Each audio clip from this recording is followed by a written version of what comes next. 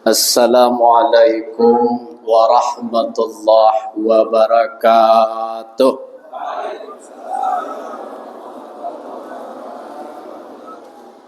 Nampaknya habis salat subuh, nampak kurang semangat, Pak ya. Kurang semangat, Bu ya.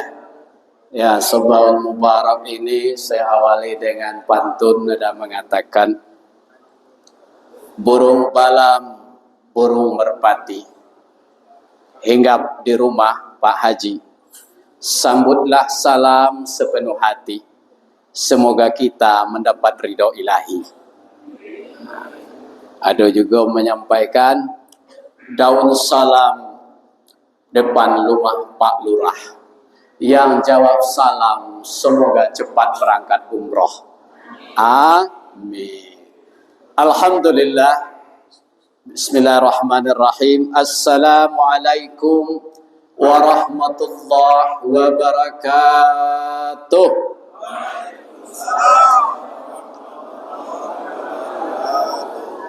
Alhamdulillah wa syukurillah bi ni'matillah.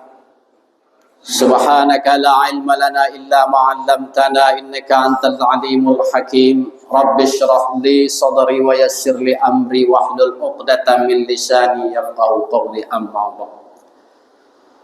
Pertama sekali yang kami hormati Bapak Ketua Masjid Al-Munawwarah beserta dengan seluruh jajarannya, yang kami hormati para tuan guru, alim ulama, cerdik pandai.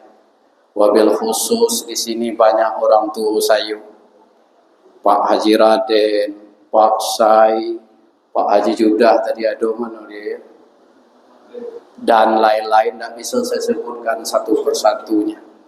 Karena nampaknya saya pagi ini adalah balik kampung ke Masjid Al-Munawwarah.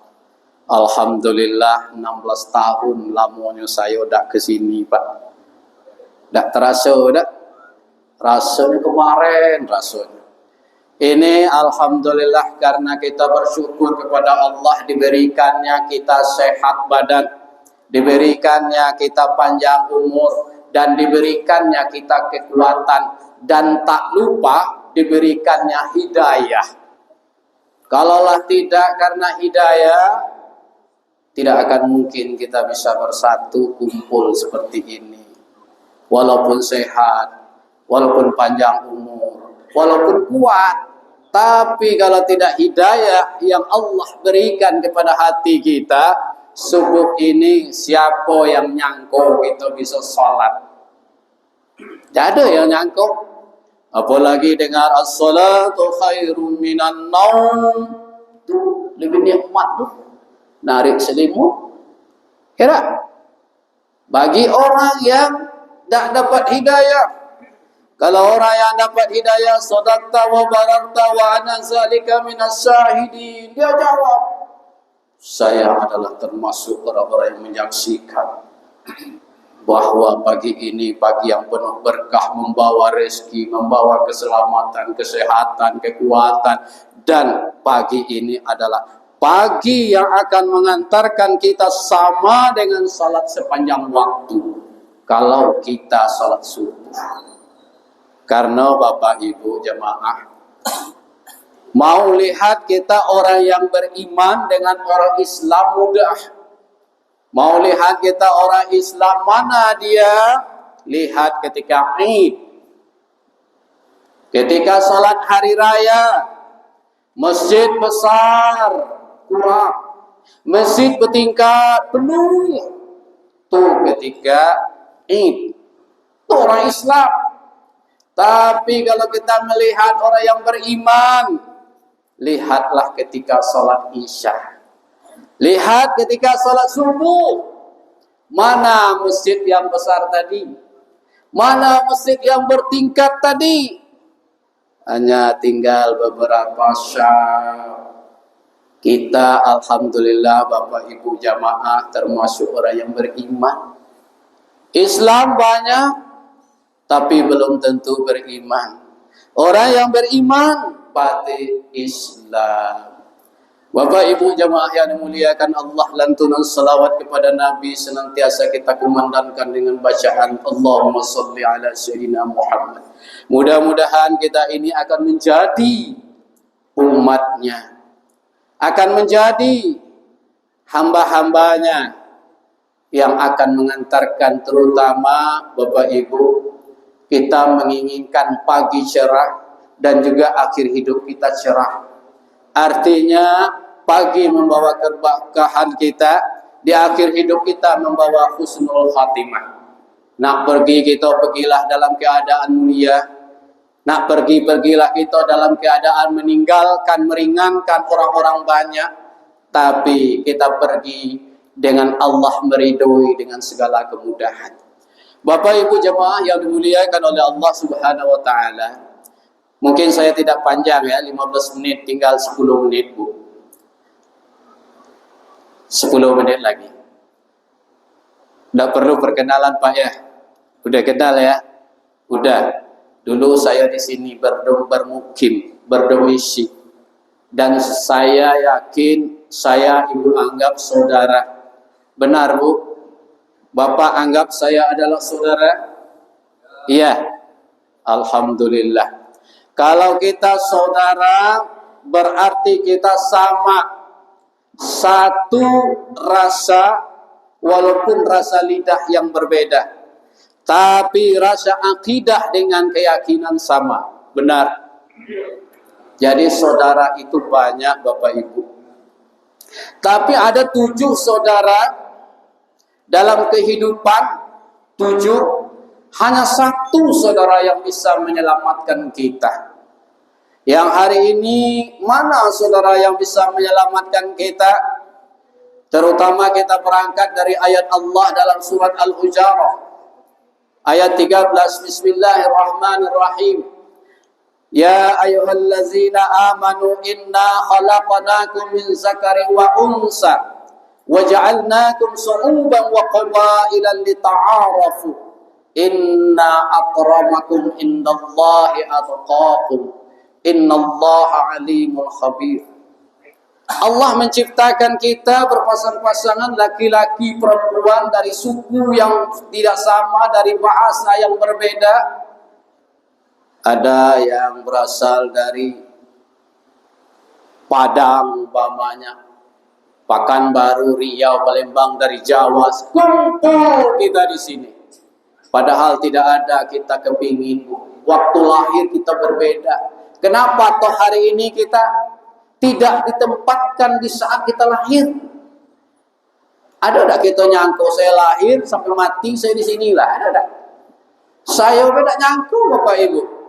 Dulu asli saya Padang, tahu-tahu bermukim saya lebih 10 tahun di sini.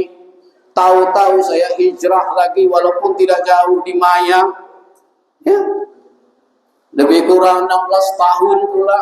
Tahu-tahu hari ini pagi ini saya disuruh pula ke sini. Ada nggak kita janjian? Ada nggak kita tahu esok apa yang kita lakukan? Tidak ada yang tahu.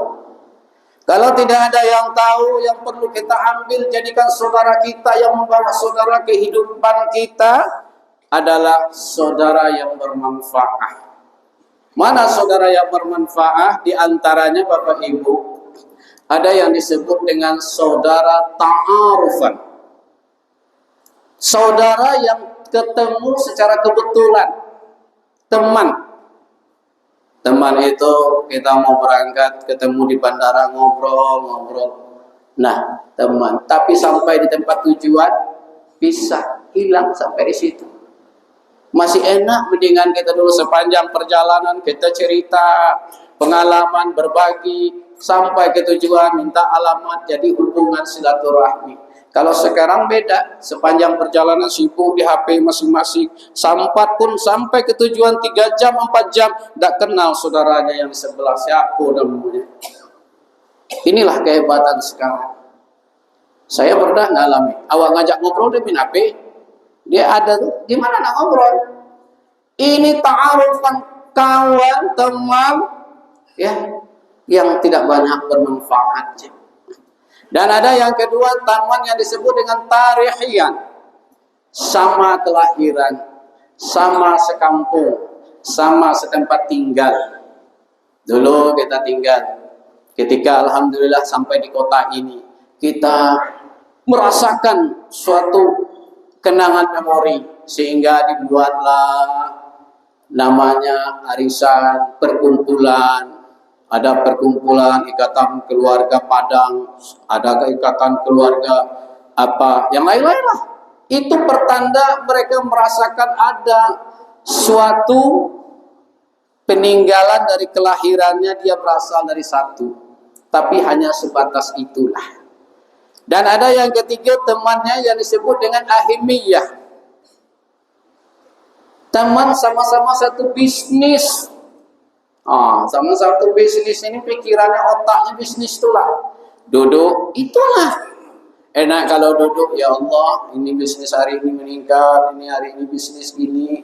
Kadang-kadang bisnisnya curang yang disampaikan. Nah, saya untung dapat banyak ini karena ini, ya timbangan sekurang dikit. Ini saya tipu, merek ini saya bilang ini. Nah ini.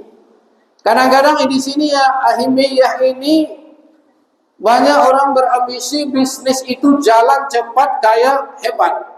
Bukan barakahnya.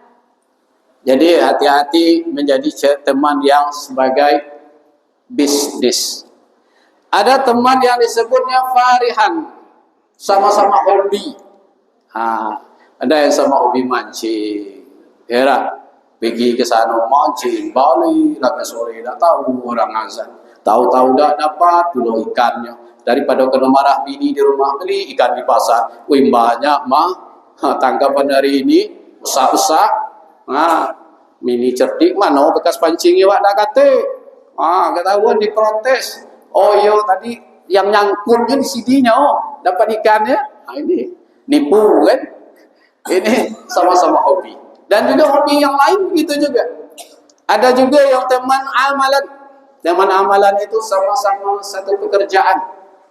Ini sama-sama pekerjaan ini yang perlu kita hati-hati Bapak. Model ini pekerjaan kita pasti tidak sama. Ada yang buruh, ada yang dagang, ya, ada yang sebagai buruh lepas, ada yang PNS. Ketika kita berada dalam lingkungan yang sama, kita jangan bicarakan pekerjaan kita.